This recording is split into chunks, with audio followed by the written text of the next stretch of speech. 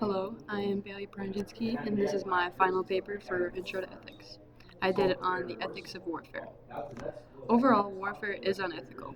If you're looking at it from a retrospective point of view, warfare isn't ethical nor will it be in any close following years. War could potentially be ethical under strict limits, but not everybody would follow the strict limits put in place. Therefore, warfare is an unjustifiable way to resolve conflicts. According to Patricia Hoon from Excabo Knowledge, in its core, warfare is viewed as organized crime and civilian suffering. She also stated that the challenge remains to reconcile the realities of warfare with ethical standards, especially in the light of historical atrocities and contemporary violations of international law. Several sources also talk about the idea of pacifism, the belief that violence, including war, is unjustifiable under any circumstances, and all disputes should be settled peacefully.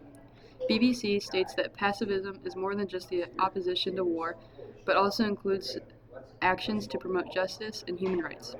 This source also states war isn't good because war causes harm not just to the soldiers, but also to the general public. Soldiers have to suffer through physical injuries, psychological trauma, and sometimes death due to combat, while the general public has to deal with the destruction of infrastructure, loss of loved ones, and the loss of essential needs like healthcare and food supply. War is criminal in almost all circumstances because of all the violence and terrorism it tends to cause. Another reason warfare is unethical is because soldiers are taught to dehumanize their enemies. Dehumanizing citizens isn't good because it can make fighters feel as if their killing is justifiable.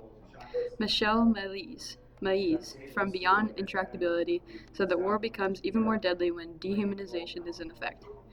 An example of dehumanization is the Holocaust. Nazis were taught to dehumanize the Jews, which helped soldiers psychologically when they had to treat them poorly. Michelle also stated that soldiers get to a point where they think that killing the other side is necessary to pursue an overwhelming victory, leaving behind countless victims. Dehumanization comes along in that process. People get brutal when they know their life is on the line. In conclusion, dehumanization leads to bad outcomes, and when war gets out of hand, dehumanization helps people kill more enemies. In contrast, just war theory is a set of principles that shows when warfare is morally accepted. According to Alexander Mosley from the Encyclopedia of Philosophy, just war theory deals with the justification of how and why wars are fought. The justification can either be theoretical or historical. This theory gives a set of guidelines of when war can be moral. Alexander also stated there must be principles, having cause, last resort, being declared by authority, having the right to intention, have a chance of success, and end being proportional. To have a successful war, one must follow these guidelines along with the principles of jus in bello. If just war theory is followed correctly, it can be useful to fight more effective wars. Even though it sounds like a decent idea, just war theory has never truly been tested. According to BBC, people suggest there is no place for ethics in warfare. They also stated that the theory isn't fit for modern day conflicts. Just war theory tries to make violence look like it is the answer to our problems, rather than conflicting violence as a whole.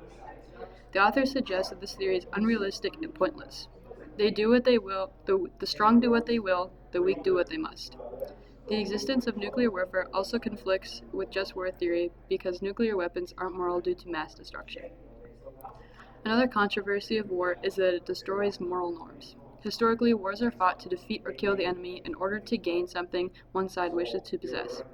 According to Dr. Wasim Ahmed Quashiri from Southwestern Law, killing without justification is morally wrong. In the face of aggression, it can be used as self-defense to be considered justifiable. Dr. Quashiri also stated that the battle of narratives aims to justify the shedding of innocent blood. The morality of warfare cannot be judged by theories, but by the destruction that is done. Warfare often falls outside everyday morals because it permits actions like killing, destruction, and deception, which would normally be shunned upon. Another con is that warfare can result in long-term consequences. Joan Barcelo from National Library of Medicine states there are several long-term effects from war exposure. Some examples of long-term consequences presented are psychological impact, economic instability, and infrastructure damage. This article states that survivors of war, even many years after the event, suffer a wide range of physical and mental health problems, such as anxiety, depression, and PTSD. Bombing can also cause long-term health effects on humans, and even more modernized nuclear weapons can cause large health concerns to a very large amount of people nearby the targeted area. War can cause many long-term consequences in humans and society. On the contrary, not all warfare is deadly and violent. Nowadays, there is scam warfare. Some may know it better as financial warfare. The method of attack is done online or through mail to try to get money from vulnerable people. Some people see it as cyber warfare, which can happen between countries online when they're rivals. There's also another type of war called information warfare. It's when information is used to disrupt or influence an opponent's decision/public decision. Sometimes information is incorrect and still gets spread around for people to believe it. Fake news is becoming more and more common to find, which can cause corruption in society. Even if some wars aren't violent, wars are used to advance yourself over an enemy.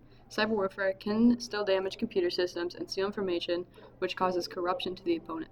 Cyber warfare is modern and used often around the world, but the majority of warfare has violence. In history, wars were mainly done through physical force to kill or advance against rivals. War has caused an immense amount of lethal violence. Recent conflicts have expressed a lot of lethal violence. The Tigray War and Ukrainian War are modern-day examples of lethal violence. Although there are some bloodless wars, the majority of wars end in violating moral principles. In conclusion, warfare is inherently unethical. Most wars start in violence, and almost every war ends in it. All of the murdering, dehumanization, destruction of moral norms, and long-term consequences prove that war is unethical. The just war theory does have a good basis that could solve the problem of violent wars, but countries could never follow such a tight guideline of rules. Countries often prioritize their own needs rather than compromising with others. Ultimately, the persistent cycle of violence and moral compromise shows in war, which is an unethical approach to resolving conflicts. Thank you.